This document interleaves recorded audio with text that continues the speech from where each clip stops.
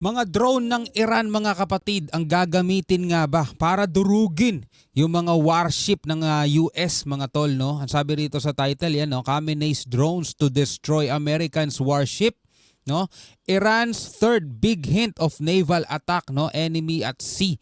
Yan ang sabi. Ang sabi rito mga kapatid sa report, Iran claims to have US warships under constant surveillance, no? So minamanmanan ng mga kapatid ng Iran yung mga galaw ng mga barko o mga barkong panggera ng Amerika, no, sa karagatan dito sa Middle East, no, with drones reportedly watching, no, every move, sabing ganun, of American and Israeli forces as Iranian-backed Houthis unveil new underwater drones. Aba, may underwater drones na. Tensions soar amid Israel's airstrike on Tehran's missile sites. Is Tehran preparing a powerful sea-based response? Yan ang ating aalamin mga kapatid, no? Bigyan natin to ng reaksyon and komentaryo. Samahan ninyo ako mga kapatid dito at huwag nyo kalimutan mag-subscribe. Click nyo na rin ang notification bell para ma-notify kayo pag may mga bago tayong reaction video tulad nito. Alright, so wag na natin patagalin pa. Panoorin na natin to mga tol. Ano, third major sign of Iran preparing for sea, not air, no? Hindi sa himpapawid sa dagat mga tol.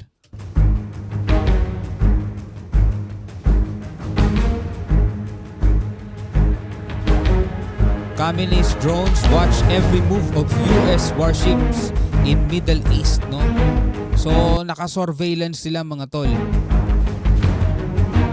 This is not your region, diba? Sabing gano'n ng Tehran sa Amerika. Direct warning nila yan sa Amerika. Hindi nyo to lugar, hindi nyo to teritoryo.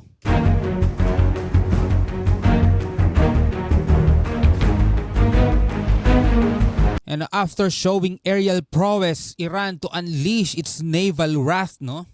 No, pagkatapos nilang ipakita yung kanilang abilidad mga tol, o yung skills nila, no, pagdating sa himpapawid, no, pinapakita naman ngayon nila yung kakayanan nila pagdating sa karagatan.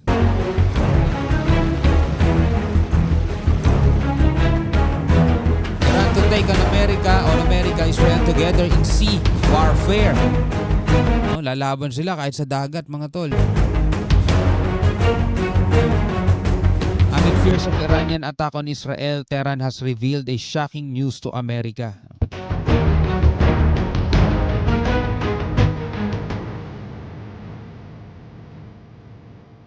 An Iranian Navy commander claims American warships are under their constant surveillance.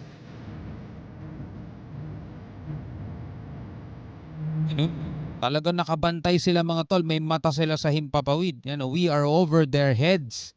Sabing ganon, no? May mata sila sa himpapawid. The commander said about US warships under Iranian drone. Watch. Hindi ba to na-detect ng ng Amerika? No? Tapos wala silang yung pang-block, no, ng mga communication pagdating sa mga ganito.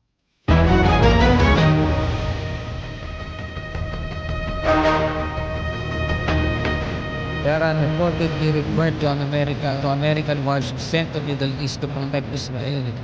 So tinutuloy nila itong mga barko ng Amerika nga na ipinadala para protektahan daw ang Israel. Pero etong mga barko na to ng Amerika is under surveillance nila. US warships under Iranian surveillance, sabing ganon. The United States aircraft carrier as well as 16 strong destroyers, wow, and frigates that are present in the region are being constantly surveilled by our reconnaissance drones.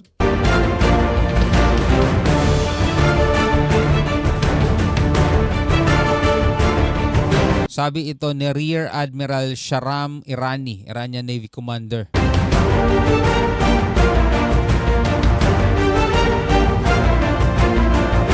So hindi nila papopormahin mga tol, no, yung mga barko ng Amerika.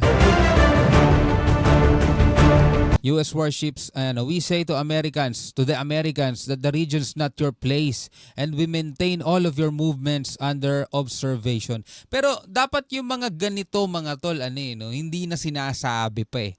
Kasi Siyempre, kapag nasa labanan ka, hindi mo sasabihin kung ano yung mga galaw mo. Hindi mo sasabihin kung ano yung mga movement mo. Not unless, sinisindak mo yung ano mo, binabluff mo yung kalaban mo para if ever na mapasakay mo siya, magbabago siya ng movement o kaya magiging ano siya, paranoid, nakakatingin sa himpapawid kung sino mga nakabantay sa kanila. Dapat ano, sorpresa lagi. Nung tipong iniisip ng kalaban mo na wala kang bantay o wala kang ano, wala kang attention sa lugar na yan. Yun pala, ang hindi nila alam, bantay sarado mo sila, di ba?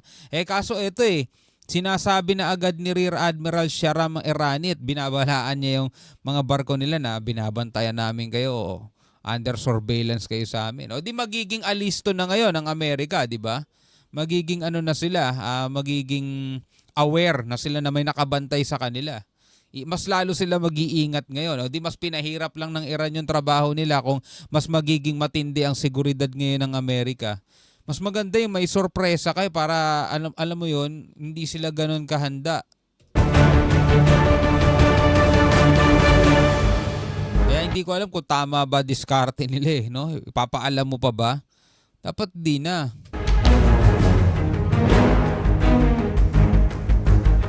This is a very important fact that we enjoy capability to surveil. O, di ba? Niyayhabang pa nila.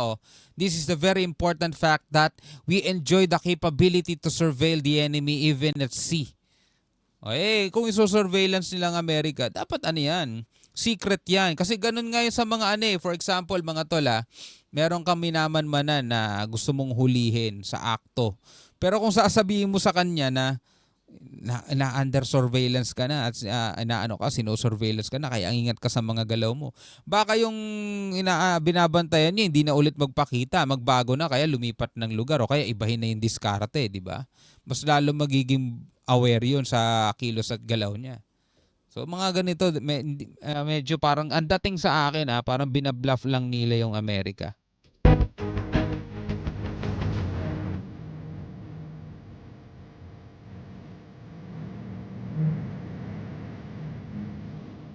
And this comes days after Iran revealed plans to bolster its naval presence in the region.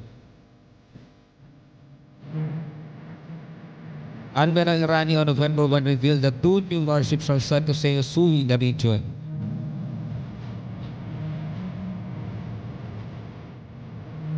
Meanwhile, Houthis revealed Al-Qaria drone submarine designed for underwater attacks. O ngayon, sinabi nila may drone submarine sila. O di, mas lalong bantay sarado ngayon yan. Minsan kasi sa labanan, kung sino yung mas maingay, kung sino yung mas maraming sinasabi, yun ang yun ang laging natatalo. Kahit saang dalin mong labanan hindi lang sa mga ganitong klaseng labanan, kahit sa negosyo, kung lahat ng mga ginagawa mo, sasabihin mo, mauunahan ka na nung ka-rival mo sa negosyo. Diba? Lahat na sinabi mo na kung ano yung marketing strategy mo, kung ano yung mga paparating mong mga produkto, kung paano mo minamanufacture, di ba? Lahat kung sasabihin mo lahat, matatalo ka agad-agad ng iba. The Iran-backed Houthis displayed the submarine weapon during a large military drill on October 27. Iran is planning by painful response to Israel's on October 26 airstrikes report. Israel launched major strikes on Iran missile sites including those near Tehran on October 26. Israeli airstrike were in retaliation for Iranian attack on October 18, 13, 14. So dami na palang atake ng Iran sa kanila April 13 and 14 at saka October 1.